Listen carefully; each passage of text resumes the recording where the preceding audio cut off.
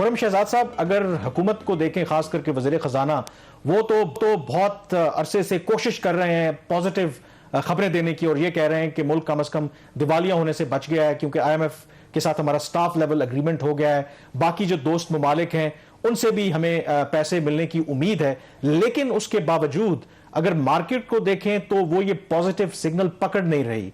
तो आखिर हम जा किधर रहे हैं? क्या इशू क्या है? क्या गवर्नमेंट की तरफ से मैसेजिंग ठीक नहीं हो रही या क्या इशू है? जी thank you very much for having me. देखें, सबसे बड़ा जो प्रॉब्लम है इस वक्त कॉन्फिडेंस का है।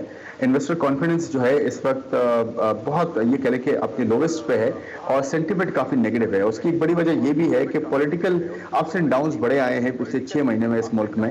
इसकी वजह से जो है हर कोई साइड लाइन पे हो जाता है और जो स्टेटमेंट्स आती हैं वो अगर फॉलो ना हो with materialisation of the flows, फिर डेफिनेटली एक बड़ा गैप होता है। आप देखें, दो बड़ी एजेंसीज ने जो आउटलुक है पाकिस्तान का वो नेगेटिव कर दिया है। उसमें फिच है और S&P है। मूडीज का आई थिंक ऑलरेडी नेगेटिव था आउटलुक। तो प्रॉब्लम यह है कि एक तरफ एक स्टेटमेंट दी जाती है, उस स्टेटमेंट के बाद मटेरियलाइजेशन अगर उसकी होती है, मिसाल के तौर पर स्टाफ लेवल एग्रीमेंट की बात हुई और वो एग्रीमेंट हो गया, बट उसका अब बोर्ड पे जाना है, बोर्ड से फिर 1.2 बिलियन डॉलर होने हैं, वो ट्रांसफर होना है। तो देखिए, टाइमिंग और डिसीजन का बताना, इन दोनों में बड़ा फर्क है। अगर टाइमिंग ऑफ फ्लोज अभी हो जाती है, मिसाल के तौर पर अगले 2 वीक्स में कहीं ना कहीं हमें फ्लोज मिलते हैं, तो फिर आपको कॉन्फिडेंस थोड़ा नजर आएगा और बात को माना भी जाएगा कि जो स्टेटमेंट्स आ रही हैं ऑफिशियली वो फॉलो भी हो रही हैं, मटेरियलाइजेशन ऑफ दी रिजल्ट्स। तो अगर ये दोनों चीजें होती है तो डेफिनेटली फिर कॉन्फिडेंस जीत होगा। अदरवाइज काफी ज्यादा चैलेंजिंग सिचुएशन है और आगे जाते हुए और प्रॉब्लम्स हो सकती हैं। अच्छा खुर्रम शहजाद साहब, मैसेज क्या है, हमें पैगाम क्या मिल रहा है? जो फिच है उसने पहले पाकिस्तान का जो आउटलुक है वो नेगेटिव किया है, जैसा भी आपने बताया कि S&P ने भी कल नेगेटिव कर दिया।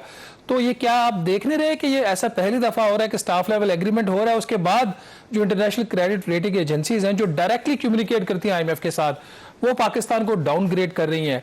तो इसके पीछे भी आपको कोई सियासत नजर आ रही है या जेन्युइनली ये जो 3 रेटिंग एजेंसीज हैं तीनों ने हमें आउटलुक हमारा नेगेटिव अब कर दिया है, ये वाकई ये समझते हैं कि पाकिस्तान की जो मैक्रो इकोनॉमिक सिचुएशन है और जो पॉलिटिकल सिचुएशन है उसकी वजह से जो टारगेट्स हैं IMF के प्रोग्राम के वो हासिल नहीं हो सकते?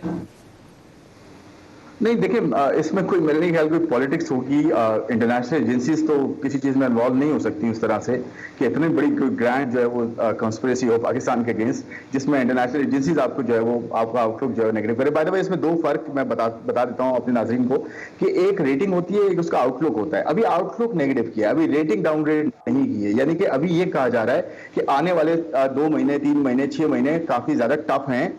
तो ये हो सकता है कि अगर सिचुएशन कंटिन्यू करती है इसी तरह से तो फिर डाउनग्रेड हो जाएगी आपकी रेटिंग का डाउनग्रेड होना एक्चुअल जो है बड़ा इवेंट होगा।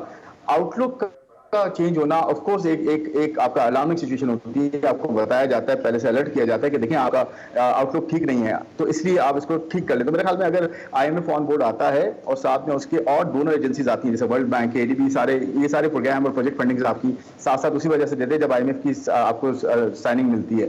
तो एक तो ये, दूसरा फ्रेंडली कंट्रीज को मुझे ये समझ नहीं आ रही हम क्यों नहीं जल्दी रीच आउट कर रहे हैं और जल्दी उनसे जो भी फ्लोज लेने हैं या जो भी हमारे ऑयल एंड गैस से रिलेटेड जो डिफर्ड पेमेंट्स पे हमें उनसे ऑयल एंड गैस लेना है तो वो क्यों नहीं कर रहे हैं हम जल्दी। तो दूसरा ये हमें फौरन करना है, तो तब जाके आपका जो आउटलुक है वो थोड़ा स्टेबल हो सकता है और ये एजेंसीज आपकी 2-3 महीने में स्टेबल आपको कर सकती हैं। अदरवाइज चैलेंजिंग सिचुएशन है जब तक फ्लोज आपके यूटिलाइज नहीं होंगे। आप ये देखें, आपके पास 45 दिन के हार्डली रिजर्व्स हैं और आपके पास इंपोर्ट्स इतनी ज्यादा नीचे नहीं आई हैं, अभी टू एन एक्सटेंड नीचे आई हैं। तो ये वाकई में गैप है, आपके पास वाकई रिजर्व्स कम है। तो डॉलर इसलिए आपका जो स्ट्रांग हो रहा है, एक तो उसका इंटरनेशनल इंपैक्ट है। अच्छा खुर्रम साहब, जाहिर है कि ये जो मार्केट में अनसर्टेनिटी रही उसकी पॉलिटिकल रीजंस भी हैं, अदर रीजंस भी हैं। तो अगर आप देखें डॉलर के मुकाबले में रुपए की जो कदर है जब से ये हुकूमत आई है तकरीबन 56 रुपए गिरी है और जाहिर है कि इसका जो इम्पैक्ट ऑलरेडी मार्केट में आना शुरू हो गया है। लेकिन फर्ज करें कि अगर IMF के साथ जाहिर है कि हमें उम्मीद है कि हमें जो अगली किस्त है वो मिल जाएगी और फिर जो दोस्त ममालिक हैं उनसे भी हमें फाइनेंशियल असिस्टेंस मिल जाती है, तो अगर जो हमारे इनफ्लोज हैं वो बेहतर हो जाते हैं तो डू यू थिंक कि ये इम्कान मौजूद है कि रुपया अपनी कुछ पुराने वाली पोजीशन या क्लोज टू इट चला जाएगा या हमें इधर ही कहीं आप सेटल होना पड़ेगा?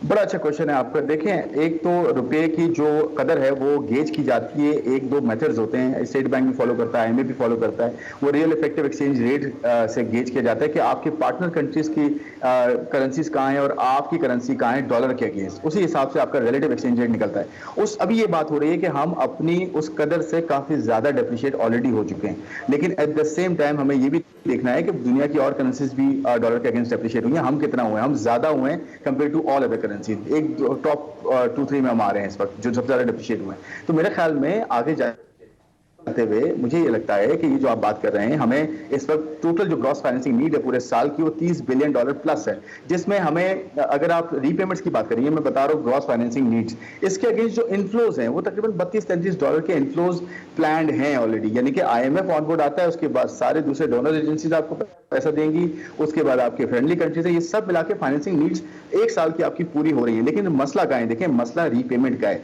रीपेमेंट में आपके मल्टीलेटरल आपके डेट जो है लेंडर्स हैं, फिर आपके कंट्री के साथ हैं डिफरेंट कंट्रीज यूनिलेटरल जो होते हैं, जो सऊदी अरेबिया है, यूएई है, कतर है, ये सऊदी अरेबिया यूएई के मेन जो आपके पास है, चाइना है आपके पास। मेजर जो आपकी पेमेंट आ रही है ना वो 2022 में आ रही है, दिसंबर के एंड में, यानी कि दिसंबर में आपको 2022 में $1 बिलियन की बॉन्ड की पेमेंट करनी है। उससे पहले ये मेटेरियलाइजेशन होती है, तो मुझे लगता है कि 10 से 15% तकरीबन जो है 10% एटलीस्ट जो है आपका रुपया एप्रिशिएट होना चाहिए और फिर स्टेबलाइज हो जाना चाहिए। और वो एक शॉर्ट विंडो हो सकती है, ये ना समझें कि आप जो हमेशा के लिए रुपया बहुत नीचे आ जाएगा और आपकी सब चीजें ठीक हो जाएंगी।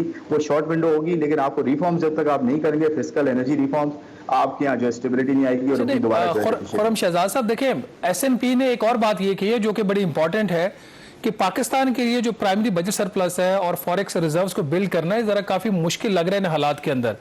तो अगर ये नहीं हम कर पाते, और ऐसी इंडिकेशन हैं कि हमारे जो बजट के नंबर्स हैं वो आउट होना शुरू हो गए हैं, क्योंकि जो रुपी डिवैल्यू आपका हुआ है और फिर इंटरेस्ट रेट बढ़ा है, तो जो एस्टिमेट्स थे आपके डेट रीपेमेंट्स के वो भी ऊपर चले जाएंगे।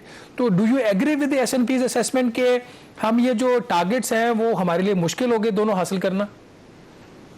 देखिए जी, एसएनपी की असेसमेंट से पहले ही हमने ये बजट के बाद, आपको याद होगा हम सारी डिस्कशन कर रहे थे कि एक तो आपकी जो ग्रोथ रेट है वो 4% अचीव नहीं होगा, 2 to 3% भी अचीव हो, ये बहुत बड़ी बात होगी। रियल ग्रोथ रेट की बात कर रहा हूँ, जीडीपी की। इन्फ्लेशन का टारगेट जो है अगर 11.5% रखा गया है, आज 21% एक महीने की इन्फ्लेशन आई है, आप एवरेज भी ले लेंगे तो आपके यहाँ 17-18% की इन्फ्लेशन एवरेज करेगी पूरे साल में। तो ये देखिए ऑलरेडी आप आउट हो चुके हैं अपने बजट से, तो ये बात बिल्कुल ठीक है, बिल्कुल सही असेसमेंट है। मेरे ख्याल में तो बड़ी कंजर्वेटिव असेसमेंट है, हमारे इससे ज्यादा बल्कि कॉस्ट हमें बेयर करनी पड़ेगी, क्योंकि आपके इंटरेस्ट रेट बढ़े हैं तो उसका इंपैक्ट फिस्कल बोरोइंग पे भी आएगा, और उसके ऊपर जो आपको एडिशनल 200 अरब रुपया 1% चेंज होने से आपको इंपैक्ट पड़ता है वो भी आएगा। आपका फिस्कल आउट होगा डेफिनेटली, और आपका एक्सटर्नल जो है, हो सकता है एक्सटर्नल पे थोड़ा सा आपको रिलीफ मिले, क्योंकि ऑयल प्राइसेस नीचे आ गई, ये एक सिल्वर लाइनिंग है। ऑयल प्राइसेस नीचे आ रही है और आएंगी भी अगले 3 महीने में, जो कि आपका बहुत बड़ा पोर्शन है, 1/3 हिस्सा आपका पूरे इंपोर्ट बिल का जो है वो कवर कर सकता है। और दूसरी बात यह है, फूड प्राइसेस भी नीचे आई हैं। आप डॉलर को किसी तरह हैंडल कर लें,